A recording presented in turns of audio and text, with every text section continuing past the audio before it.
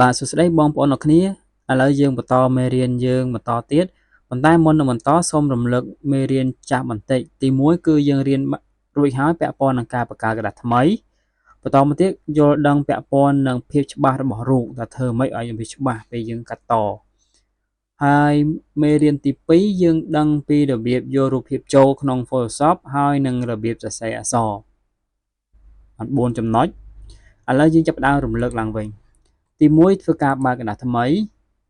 បាទ Ctrl N ហើយយើងកំណត់ប្រភេទក្រដាសឲ្យហើយចំពោះ version ចាស់ដូចគ្នាដែរវានៅក្រដាសនេះប៉ុន្តែ version ថ្មីគឺនៅខាងនេះហើយរើសប្រភេទជាសង់ទីម៉ែត្រហើយតមកទីកន្លែងនេះសំខាន់មែនតើគឺ resolution របស់រូបថតណារូបថតគឺ300 pixel ក្នុង1 inch ណា pixel ក្នុង1 inch មិនមែន pixel ក្នុង1 cm ទេបញ្ជាក់ទាំងអស់គ្នាគឺ pixel ក្នុង1 inch ឥឡូវខ្ញុំ design ទំហំគឺសម្រាប់បងប្អូនយើងគឺ A4 តែបើសិនសម្រាប់រូបថតគឺមាន10 15 13 18 20 25ឬ20 30 30 40 60 68និង120អញ្ចឹងទៅបើមានទំហំទៅតាមប្រភេទទំហំរូបថតអូខេឥឡូវយើង artwork យើងប៉ុណ្ណឹងយើងចាប់ផ្ដើមបើក create បាទបន្តទៀតគឺការយករូបភាពចូលដោយប្រើ flash ឬក៏បងប្អូនអស់គ្នា version ចាស់ទាញចូលតែម្ដងតែសម្រាប់ version ថ្មីត្រូវការadd វាចូលបាទឥឡូវខ្ញុំ add រូបភាព thumbnail ចូលបាទ enter វាមួយដើម្បីទទួលយកហើយតាមទៀតយើងអាចបរិបរួមតាមជ្រុងបើសិនជា version ថ្មីយើងមិនបាច់អីទេបាទឲ្យជ្រៀងជ្រុងបាទតែ version ចាស់សម្រាប់ CS3 អីហ្នឹងគឺត្រូវការចុច shift បាទ CS3 CS5 និយាយទៅរួមទៅគឺ CS5 ចុះត្រូវការចុច shift ប៉ុន្តែឥឡូវនេះយើង version CC ឬក៏ CS 2020នេះខ្ញុំប្រើ2020ណាអញ្ចឹងយើងអត់ត្រូវការចុច shift ទេឡើយនេះបាទចុច shift អាចខុសរង្រៀងវិញឃើញទេបាទចុច shift អញ្ចឹងនៅក្នុងនេះគឺអត់ចុច shift ទេគឺទាញជ្រុងយកតែម្ដងអូខេបន្តមកទៀតរបៀបសរសេរអក្សរយើងប្រើ text tool ឬក៏ប្រើ keyboard អក្សរ T text tool មានច្រើននៅពេលដែលបងប្អូន right click លើវាបាទវាមានពីរប្រភេទទី1សរសេរទៅផ្ដេកមួយទៀតសរសេរមកបញ្ឈរបាទអញ្ចឹងជាទូទៅយើងសរសេរតែផ្ដេកទេយើង click ចូលមកយើងសរសេរអក្សរបានបងប្អូនចង់សរសេរ Unicode ក៏សរសេរទៅសរសេរជាអង់គ្លេសក៏បានដែរ Unicode បងប្អូនសរសេរ Unicode ហើយបដូរដៃជើងធម្មតាទៅប៉ះពាល់នឹងដៃជើងអាហ្នឹងទៅលើកុំព្យូទ័របងប្អូនអស់គ្នាទៀត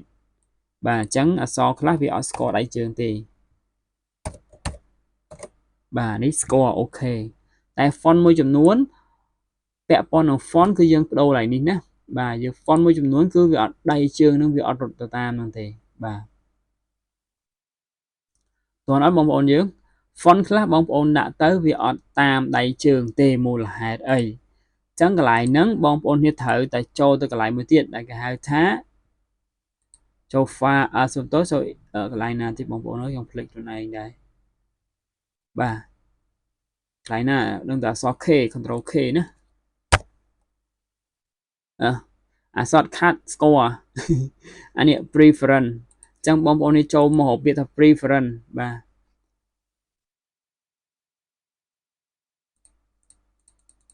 วันนี้ណាចូលកន្លែង edit ហើយចូល preference ហើយមើលកន្លែង general មកដើម្បីបើកទាំងអស់ឬបងប្អូនចុចមួយណាក៏បានចំណងអស់ហ្នឹង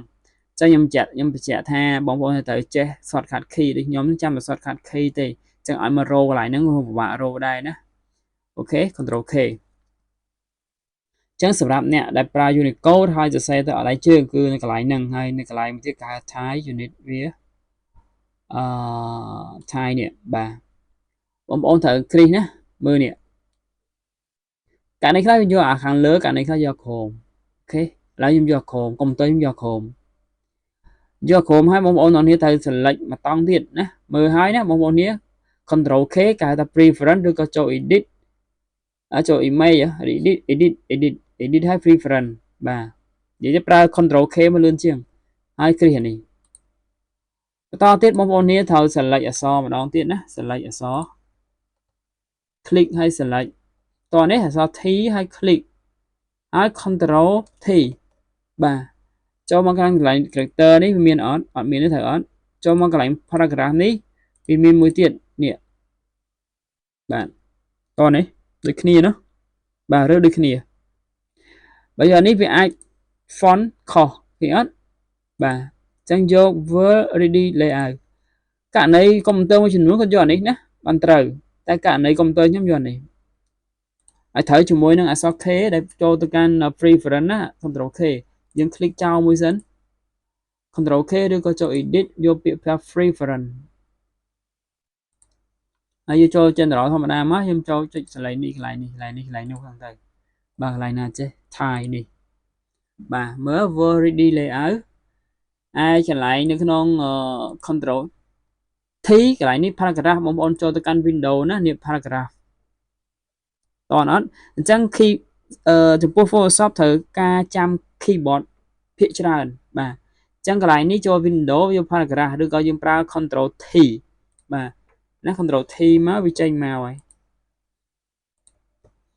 បាត់ហើយបិទបាត់ហើយ Enter Control T ខ្ញុំទៅ select វាសិនបាយអក្សរ T ឬក៏ click កន្លែង layer នេះ toolbar ហើយ Control A Control T នេះ paragraph នេះត្រូវចុចកន្លែងអត្ថន័យត្រេ4គ្រាប់នេះយកថាពាក្យថា Word Ready Layout អាហ្នឹងដំណោះស្រាយពាក់ព័ន្ធនឹងអក្សរអត់ដៃជើងឥឡូវខ្ញុំយកអាខាងលើគឺដៃជើងរត់អស់ហើយឃើញទេហើយមកដល់នេះវិញគឺអូខេអញ្ចឹងបងប្អូនអាចដាក់ lemon បានហើយអត់សំដៅ Unicode ប៉ុន្តែករណី Unicode មួយចំនួនក៏អត់ត្រូវ font ដែរបងប្អូនណាត្រូវតែ install font រៀងច្រើនបន្តិចចំពោះការ design វាមិនខុសជាមួយ Illustrator ទេពាក់ព័ន្ធឡើយហ្នឹងអញ្ចឹងករណី Illustrator វាអាចខុស font ច្រើនជាង Photoshop ទៀតអញ្ចឹង Photoshop ភាគច្រើនវាស្គាល់នេះឃើញទេវាមាន font ច្រើនដែលយើងយករបស់គេមកប្រើហ្នឹងណាអូខេនេះវាស្គាល់ច្រើនហើយខ្ញុំបញ្ជាក់អញ្ចឹងបើសិនជាយកអា paragraph នេះparagraph line នេះយកសំទោសចុចយកលើ paragraph ណាមើល character ឯង paragraph ហើយយកកន្លែងនេះដៃជើងរត់ហើយយើងយកអានេះវិញណាអូខេអញ្ចឹងនឹងរបៀបសរសេរអក្សរនិងដំណោះស្រាយពាក់ព័ន្ធនឹង font Unicode បាទបងប្អូនមួយចំនួនសរសេរអក្សរខ្មែរអត់ត្រូវដៃជើងទេដោយសារអញ្ចឹង Unicode install ហើយប៉ុន្តែអត់ដៃជើងនៅក្នុង Word សរសេរដៃជើងធម្មតាប៉ុន្តែក្នុង Photoshop ស៊េរីថ្មីអត់ទេប៉ុន្តែស៊េរីចាស់អូខេ version 5ចុះហ៎ CF5 ចុះក្រោមអូខេប៉ុន្តែចាប់ពី CC ឡើងមកហើយវាលែងស្គាល់ដៃជើងហើយអញ្ចឹងបងប្អូនត្រូវដំណោះស្រាយបែបហ្នឹងទី1 Control K ដើម្បីចូលទៅកាន់ preference បាទ click ចោលសិនណា Control Enter ផ្ដាច់ចោលសិនហើយ Control K ដើម្បីចូលទៅកាន់ preference កន្លែង Thai ហើយជ្រើសរើសថា Word Ready Layout ដូចខ្ញុំបញ្ជាក់អញ្ចឹងបើសិនជាកុំព្យូទ័របងប្អូនទាំងអស់គ្នាអត់ដៃជើងទេសូមយកលើតែសម្រាប់កុំព្យូទ័រខ្ញុំយកក្រោមណាហើយមកដល់កន្លែង paragraph យើងចូលទៅកាន់ Windows ហើយ paragraph ឬក៏ Control T ហើយចូលមកកូរកន្លែង paragraph មកតែបើមាន shortcut វាចូលឲ្យដល់នឹងហ្មងប៉ុន្តែខ្ញុំអត់ចាំដែរមិនចាំទាំងអស់ទេណាអញ្ចឹង Control T វាចូលដែរប៉ុន្តែចូលកន្លែង character នេះវាអត់ចូលខាង paragraph ទេអញ្ចឹងបងប្អូនទាំងអស់គ្នា select មុននឹងចូលកន្លែង paragraph នេះសូម select អក្សរសិនដើម្បី select អក្សរចុចអក្សរ T ហើយជ្រើសរើសកន្លែងនេះ select all Control A ហើយជ្រើសរើសថា Word Ready Layout អូខេអានេះអត់ទេបាទអរគុណច្រើនអញ្ចឹងសង្ឃឹមថាបងប្អូននឹងយល់ពាក់ព័ន្ធនឹងដំណោះស្រាយអក្សរខ្មែរអត់ដៃជើងតែភាគច្រើនបងប្អូននេះគឺចេញបែបហ្នឹងសម្រាប់អ្នកថ្មីប៉ុន្តែសម្រាប់អ្នកធ្វើយូរទៅក៏ដឹងហើយកន្លែងអីហើយអរគុណច្រើនចាំវីដេអូនេះប៉ុណ្ណឹងអញ្ចឹងអ្វីដែលថ្មីថ្ងៃនេះគឺការដោះស្រាយពាក់ព័ន្ធនឹងអក្សរ Unicode អត់ចេញដៃជើង